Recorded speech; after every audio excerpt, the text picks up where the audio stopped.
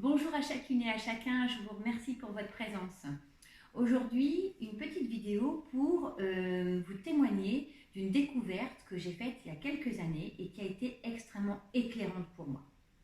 J'ai découvert qu'en fait, à l'intérieur de chacun d'entre nous, il y a différentes dimensions.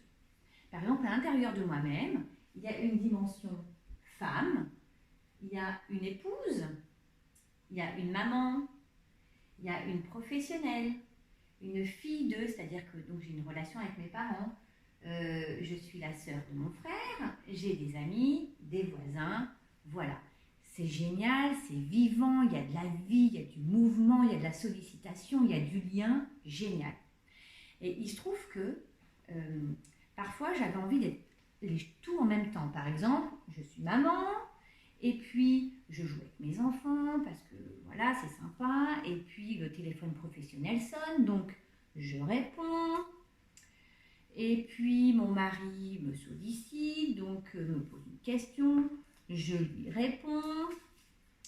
Et puis peut-être que mes parents également vont rentrer en jeu. Et puis peut-être que j'ai une copine qui va m'envoyer un email avec une question. Voilà. Et donc qu'est-ce qui se passe? Quand j'essaye de vivre en même temps toutes ces dimensions, eh bien ça crée un tiraillement.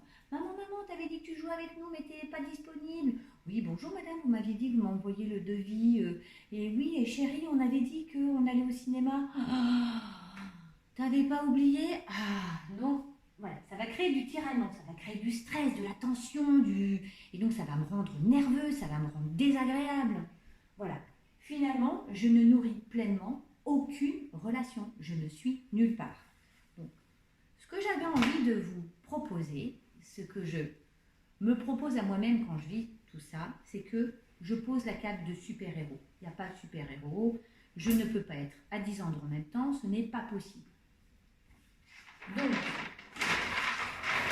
la proposition, c'est de rentrer en relation avec moi-même. Je vais m'écouter. Je m'écoute, je prends la relation, pour ceux qui ont l'habitude de venir à mes conférences, une relation à deux bouts, une à mon oreille, une sur le centre de mes émotions, où je suis, quelle relation je souhaite nourrir. Ok. Je vais choisir la dimension, la casquette que je souhaite porter, et au besoin, je vais peut-être demander de l'aide. Maman, je souhaite jouer. Oui, mais moi j'ai le repas à faire, j'ai la table à mettre. Ok, alors je joue avec toi et est-ce que tu pourras m'aider à mettre la table, etc. Comme ça, je peux passer plus de temps avec toi. Je vais peut-être déléguer, dire en début de journée, moi j'ai tout ça à faire et voilà, je voudrais mettre la priorité là-dessus. Est-ce que vous pouvez m'aider à faire ci, à faire ça? J'attends la réponse. Et donc, comme je viens de le dire, donc je peux peut-être prioriser. Ce qui me semble à l'instant T indispensable, hyper important, est-ce que c'est vraiment important? Est-ce que je peux essayer de prioriser? Et bien entendu, est-ce que je peux oser dire, là, je ne suis pas disponible? Je pense que c'est toujours quelque chose d'entendable de dire, écoute, là, je ne suis pas dispo, je serai dispo dans 1 heure, dans 2 heures, demain, la semaine prochaine, plutôt que d'essayer de faire les choses à moitié, être pleinement présent un peu plus tard. Voilà, c'était les astuces que j'avais envie de vous transmettre, de vous donner. J'espère que ça vous a plu. Je vous souhaite une bonne fin de journée. À bientôt, au revoir.